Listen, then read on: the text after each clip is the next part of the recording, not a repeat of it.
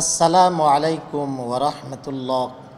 আলহামদুলিল্লাহি ওয়াহদা ওয়াসসালাতু ওয়াসসালামু আলা মান লা নাবিয়্যা বা'দা, আম্মা বা'দ।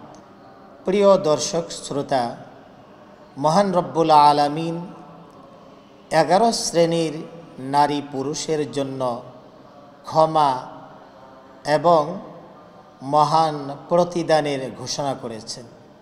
অর্থাৎ 11 শ্রেণীর নারী পুরুষকে আল্লাহ তাআলা ক্ষমা করবেন এবং তাদেরকে জান্নাত দান করবেন।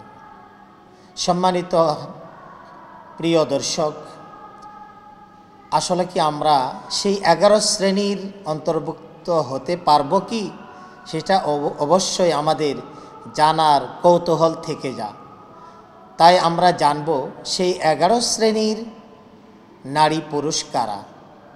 রব্বে করিম সূরা আহজাবের 35 নং আয়াতে ইরশাদ করেন, ইন্নাল মুসলিমিনা ওয়াল মুসলিমাতি ওয়াল মুমিনিনা ওয়াল মুমিনাত, নিশ্চয় মুসলমান পুরুষ মুসলমান নারী, ইমানদার পুরুষ ইমানদার নারী, ওয়াল কানিতিনা ওয়াল কানিতাত,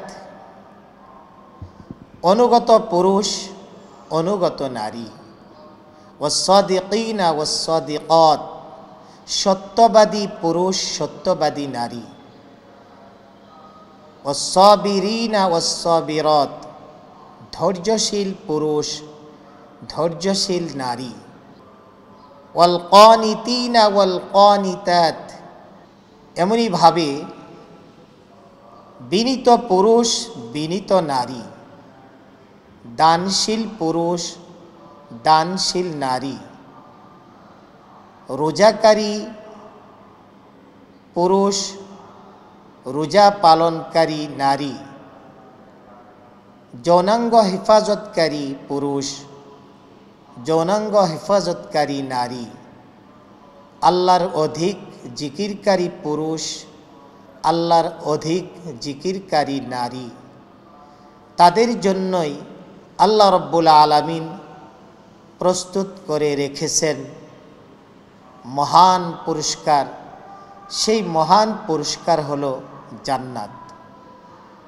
প্রিয় দর্শক শ্রোতা, আল্লাহ রব্বুল আলামিন এই 11 শ্রেণীর নারী পুরুষকে ক্ষমা এবং জান্নাতের ঘোষণা করেছেন, যা পবিত্র কোরআনের সূরা আহজাবের 35 নং আয়াতে বর্ণিত রয়েছে। প্রিয় দর্শক, মাহে রমজান উপলক্ষে আমরা যেন এই 11 শ্রেণীর নারী পুরুষের দলভুক্ত হয়ে যাই, 11 শ্রেণীর নারী পুরুষের গুণাবলী অর্জন করতে পারি। আল্লাহ রব্বুল আলামিন যেন আমাদেরকে সেই তৌফিক এবং সক্ষমতা দান করেন।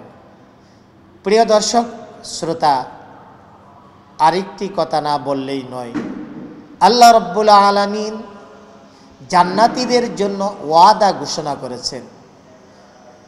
আল্লাহ তাআলা সূরা মুহাম্মাদের 15 নং আয়াতে ইরশাদ করেন, ওয়া'দাল্লাহুল্লাযীনা আমানু ওয়া আমিলুস সালিহাত।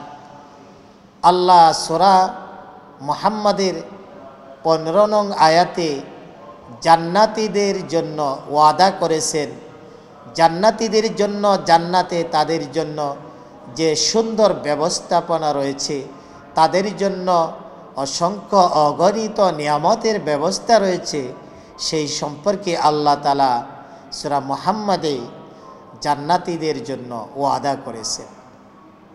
সম্মানিত দর্শক শ্রোতা, আমরা এই মাহে রমজান উপলক্ষে অনেকভাবে আমরা এই 11 শ্রেণীর অন্তর্ভুক্ত হতে পারি।